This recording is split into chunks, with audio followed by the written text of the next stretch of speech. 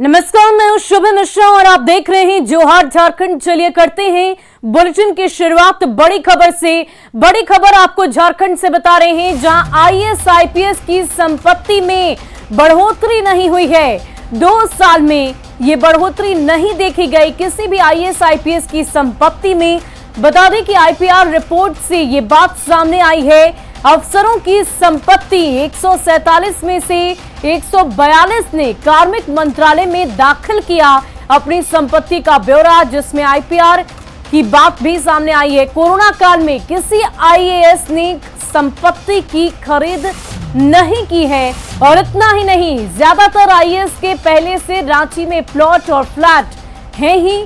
80 IPS अफसरों ने भी अचल संपत्ति की घोषणा की। साथ ही साथ प्रॉपर्टी के लिए आईपीएस अफसरों की पसंद दिल्ली, एनसीआर और रांची में अधिकारियों ने मकान की खरीद भी की है, फ्लैट और प्लॉट को भी पसंद किया है। इसके अलावा आईपीएस की बात करें तो आईपीएस की पसंद दिल्ली और नोएडा है। तो ये बड़ी खबर आपको बता रहे हैं। एएन सिन्हा की बात कर लें तो उनका प्लॉट पटना, रांची, दिल्ली में है। इसके साथ ही एएन सिन्हा के प्लॉट फ्लैट की कीमत की अगर हम बात करें तो 73.14 लाख रुपए का फ्लैट उनका है। रांची में अधिकारियों ने मकान, फ्लैट और प्लॉट की खरीदारी की है।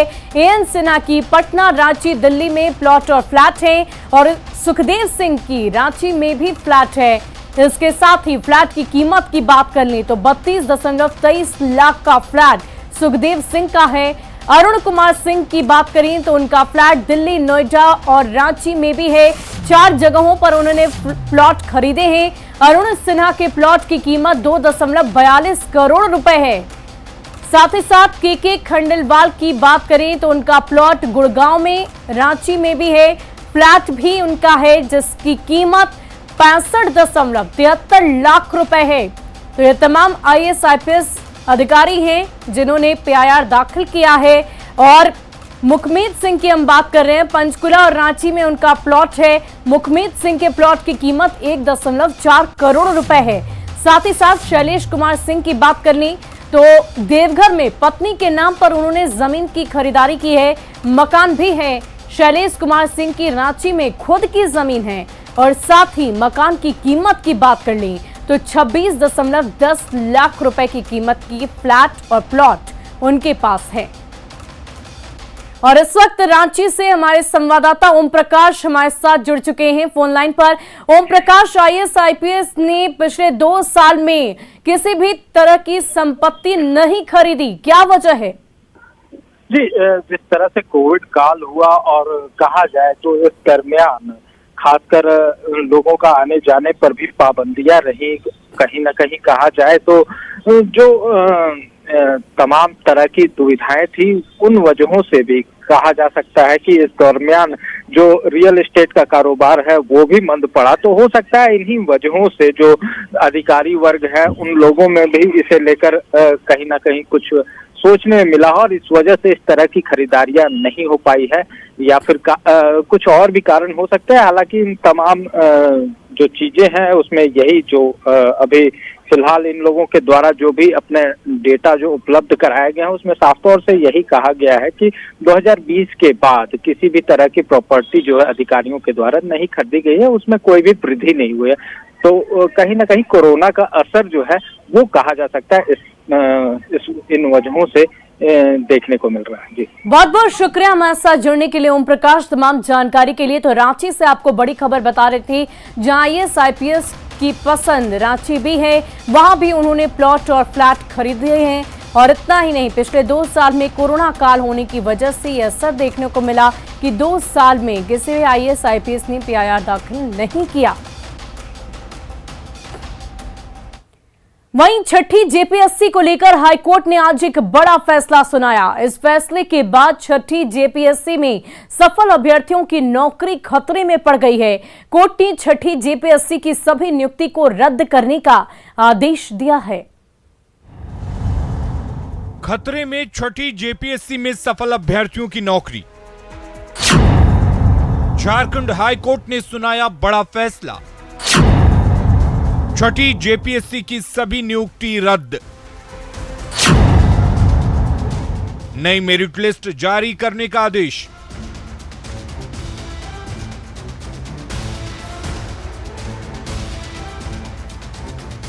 झारखंड हाईकोर्ट ने छठी जेपीएससी की सभी नियुक्ति रद्द कर नई मेरिट लिस्ट जारी करने का आदेश दिया है। कोर्ट ने जेपीएससी के रिजल्ट को खारिज करते हुए एकल पीठ के आदेश को बरकरार रखा है, जिसके बाद 326 सफल अभ्यर्थियों को बड़ा झटका लगा है। सिंगल बेंच का आदेश पहले ही आया था और विस्तृत आदेश आया था कि पेपर 1 के मामले में और क्लॉज 13 में जो निर्धारित मापदंड थे उस मामले में बहुत भारी गलती हुई है और जो अभ्यर्थी छूट गए हैं उनको छोड़ देना और अन्य अभ्यर्थियों की नियुक्ति करना ये गलत है। तो माननीय न्यायालय ने आज ये कहा है अपने आदेश में कि सिंगल बेंच के आदेश में किसी प्रकार के इंटरफेरेंस की आवश्यकता नहीं है और अपील खारिज की जाती है। झारखंड हाईकोर्ट की डबल बेंच ने छठी जेपीएससी मामले की सुनवाई की और सभी नियुक्तियों को रद्द कर दिया। वहीं हाईकोर्ट के इस फैसले से अभ्यर्थी काफी खुश हैं। हाईकोर्ट के फैसले के बाद अभ्यर्थियों ने जेपीएससी पर सवाल खड़े किए हैं। छठी जेपीएससी को लेकर आज झारखंड हाईकोर्ट ने एक ऐतिहासिक फैसला सुनाया है और छठी जेपीएससी में जो पूर्व में 326 अधिकारियों की नियुक्ति हुई थी, तमाम नियुक्तियों को निरस्त कर दिया गया है। हमारे साथ अभ्यर्थी, हम उनसे बात करेंगे। एक लंबी लड़ाई आप लोगों ने लड़ी, अब अधिकारी बनने का सपना पूरा हो रहा है, कैसा लग रहा है? अच्छा लग रहा है और पहले ही हम बोल चुके हैं कि ये मतलब सत्य की जीत है। आधे वकील तो आप लोग ये बन गए लगातार केस को देखते देखते। आधे वकील नहीं, लेकिन हाँ इस केस के हिसाब से हमने रूल्स को, एडवर्टीजमेंट को, इसको समझा और ये हमेशा ये बात पता चली हमें कि कभी भी रूल्स और एडवर्टीजमेंट सबसे इंपॉर्टेंट होते हैं और रूल्स और एडवर्टीजमेंट से डाइवर्जन होने पे कोर्ट हमारा साथ देगी। आप क्या करते हैं? जी मैं भी तैयारी करता हूँ, मैं इसका प्रार्थी रहा हूँ, ठीक है। और सिंगल बेंच में हमने केस दायर किया था और डबल बेंच में हमने कैविएट दायर किया था, ठीक है। तो उस मतलब कि केस लड़ रहे हैं, विद्यार्थी हैं, ठीक है, पढ़ते ही हैं, दूसरा अभी कुछ नहीं करते। बिल्कुल, कहीं खुशी कहीं गम वाली बात है। जो अधिकारी बन चुके थे उन्हें वापस लौटना होगा। जो बाहर से कानूनी लड़ाई लड़ रहे थे अब वो अंदर जाएंगे। सवाल है, कुछ लोग अंदर होंगे, कुछ लोग वापस कुर्सी पर बैठेंगे। लिहाजा कुल मिलाकर झारखंड हाईकोर्ट का जो फैसला है, कुछ लोग स्वागत कर रहे हैं तो कुछ लोग इस मामले को लेकर के सुप्रीम कोर्ट जाएंगे।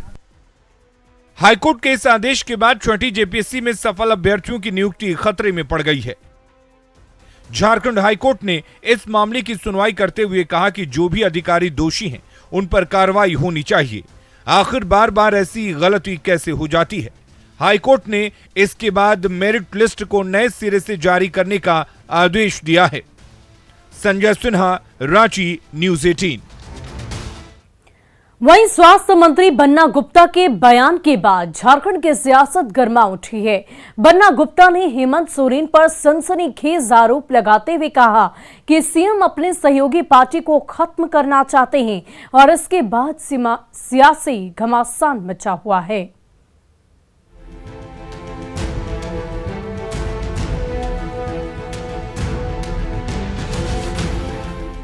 झारखंड सरकार में सब कुछ ठीक नहीं चल रहा है। ऐसा हम इसलिए कह रहे हैं क्योंकि झारखंड सरकार के एक मंत्री ने मुख्यमंत्री हेमंत सोरेन का खुलकर विरोध किया और साफ कर दिया कि सीएम अपने सहयोगी पार्टी को खत्म करना चाहते हैं। दरअसल गिरिडीह में कांग्रेस का चिंतन शिविर चल रहा था। उस दौरान कांग्रेस कोटे से मंत्री बन्ना गुप्ता का दर्द सामने आ गया। इससे पहले चिंतन शिविर के पहले ही दिन बन्ना गुप्ता ने न्यूज़ 18 से बातचीत करते हुए कहा था कि हेमंत सरकार ने जिस तरह से राज्य के धनबाद और बोकारो जिले से मगही और भोजपुरी भाषा को वापस ले लिया है, उससे कांग्रेस अंदर ही अंदर नाखुश है। बड़कन के रबड़ी तो सबको खिलाई है, गरीबन के सबको खिलावे तो जानी। अपन अपन घरवा में दियरा तो सबको जलावे, बनवा में दियरा जलावे तो जानी। तो हमनी बानी जा सब भाषा के समर्थन के बात बा, लेकिन जहाँ माँ भारती के बात हुई, मातृभाषा के बात हुई, वो में कोनो समझौता ना हो।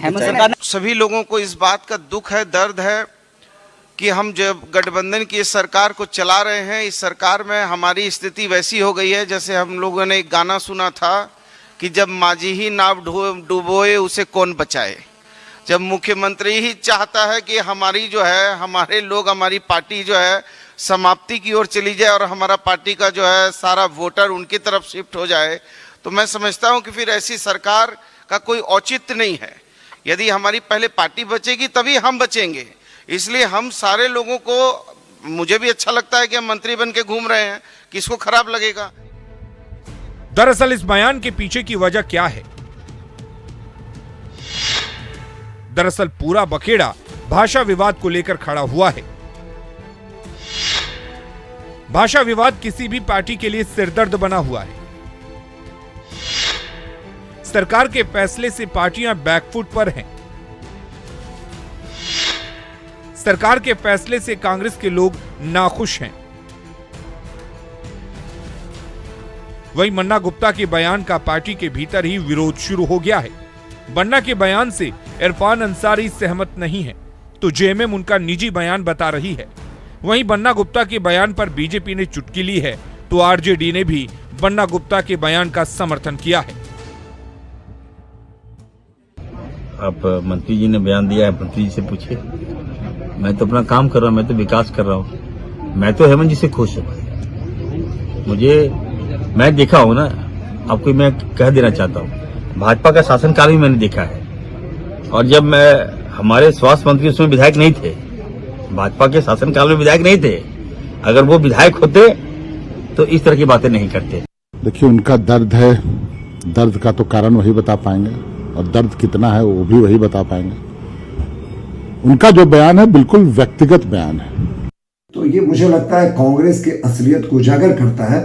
आखिर कांग्रेस क्यों सिर्फ और सिर्फ सत्ता में बने रहने के लिए अपने सिद्धांतों की तिलांजलि देकर हेमंत सरकार के साथ है, जब उसे ये पता है कि झारखंड मुक्ति मोर्चा कांग्रेस की कब्र खोद रही है। और मंत्री जी ने तो एक गाना भी सुना दिया। ये जो अभी कांग्रेस अपना जो प्रतिक्रिया दे रही है, इस दर्द से कई बार राजद गुजर चुका और कई बार राजद ने आवाज उठाई है। जैसे कि बिसूत्री का जब गठन हुआ था तब राजद को रिप्रेजेंटेशन नहीं मिला, उस पर राजद ने रिएक्शन इसी प्रकार का दिया था।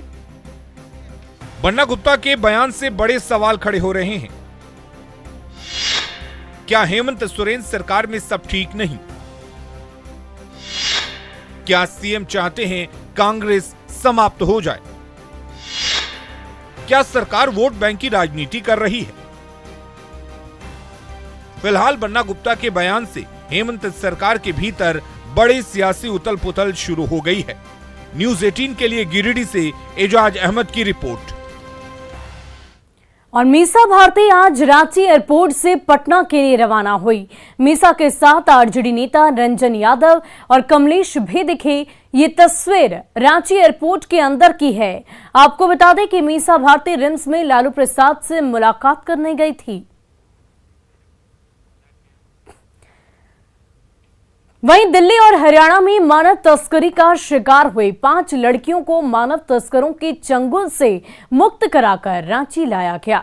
रांची से इन लड़कियों को इनके गांव गुमला भेजा जाएगा। गुमला जिले के रहने वाली इन बच्चियों की उम्र महज 10 से 12 साल के बीच की है। इन लड़कियों को मानव तस्कर बहला फुसलाकर दिल्ली तक ले गए और फिर उन्हें घरेलू कामकाज के लिए बेच दिया गया।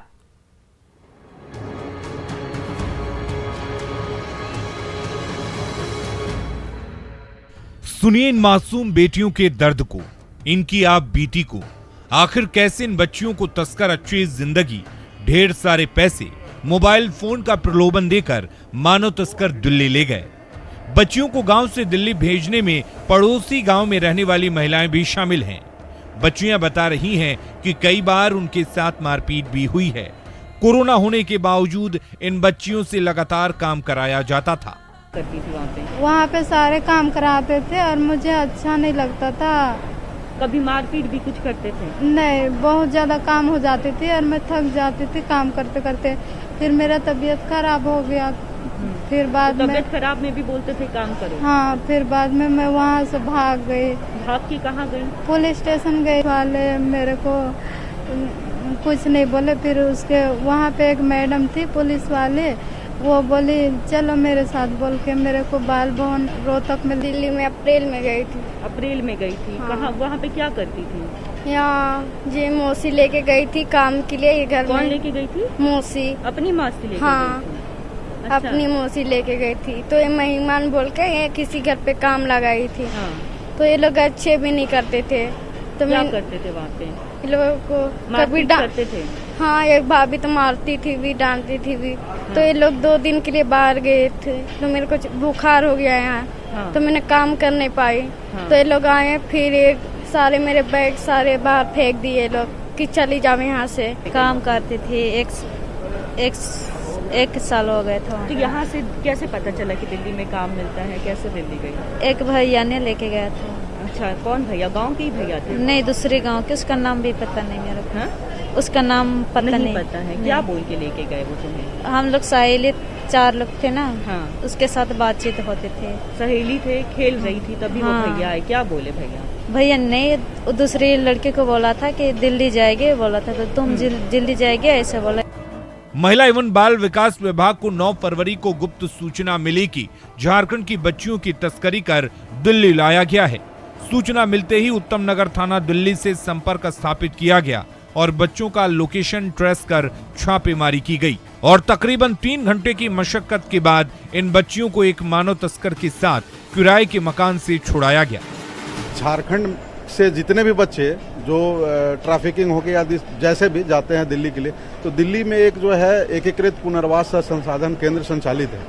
वहाँ के एक नोडल ऑफिसर नचिकेता मैडम हैं, उनके द्वारा दिल्ली में उस तरह के जितने बच्चे हैं उनको चिन्हित किया जाता है और चिन्हित करने के उपरांत जो है वो पूरे झारखंड के बच्चों को चिन्हित करती हैं और जो संबंधित जिला है जहाँ के बच्चे हैं उनको जो है रिक्वेस्ट लेटर आता है कि आपके जिले के इतने बच्चे हैं, इनको आप रेस्क्यू करके जाएं। सहा संसाधन केंद्र नया दिल्ली में है जो इस डिफरेंट हमारा जो डिस्ट्रिक्ट से दिल्ली और अन्य राज्यों में जो बच्चों को ये किया जाता है, लेकर जाता है, तो उस बच्चे को रेस्क्यू करने के लिए नोडल टीम हमारा दिल्ली में है जो दैट वर्क्स अंडर दी हमारा स्थानीय हमारा जो रेजिडेंट कमिश्नर है श्री मस्तरा मीना सर का डायरेक्शन के अंदर वो काम करती है। हम लोग कोऑर्डिनेशन यहाँ से कोऑर्डिनेट करते हैं, तो वही टीम है इस तरह के बच्चे को रेस्क्यू करके वापस हम लोग पहुँचाने के। खेलने कूदने की उम्र में इन बच्चियों ने दुनिया का तजुर्बा ले लिया है। बच्चियों का कहना है कि भले ही नमक रोटी क्यों न खाना पड़े, लेकिन दिल्ली कभी नहीं जाएंगे। छोटी बच्चियों को दिल्ली में अच्छी जिंदगी जीने का लालच देकर मानव तस्कर उन्हें दिल्ली लाते हैं, फिर बेच देते हैं। यही नहीं, दलालों के चंगुल में बच्चियों को भेजने में उनके माता पिता की भी अहम भूमिका होती है। और फिलहाल के लिए इस बुलेटिन में इतना ही। हमें दीजिए इजाजत। न्यूज़ 18 बिहार झारखंड पर खबरों का सिलसिला लगातार जारी रहेगा।